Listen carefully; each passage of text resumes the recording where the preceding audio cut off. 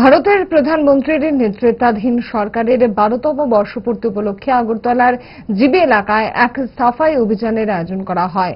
এদিন 6 আগরতলা বিজেপি মণ্ডলের উদ্যোগে আয়োজিত এই অভিযানে এলাকার পরিচ্ছন্নতা ও জনসচেতনতার বৃদ্ধির বার্তা তুলে ধরা হয়।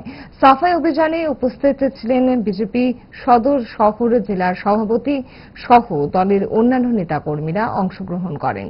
এদিন অংশগ্রহণকারীরা জিবি এলাকার বিভিন্ন স্থানে পরিষ্কার পরিচ্ছন্নতা কার্যক্রম পরিচালনা করেন এবং সাধারণ মানুষের কাছে পরিচ্ছন্ন পরিবেশ গড়ে তোলার আহ্বান জানান।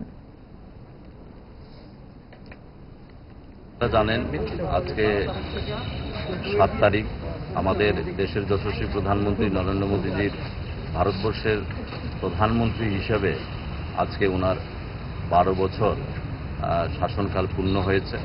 তো সেই উপলক্ষে ভারতীয় জনতা পার্টির কর্মসূচির অঙ্গ হিসেবে আজকে আমরা জিবি বাজারে আমাদের 6 আগরতলার মণ্ডলের উদ্যোগে আজকে স্বচ্ছ ভারতের মাধ্যমে আজকের দিনটি আমরা পালন করছি।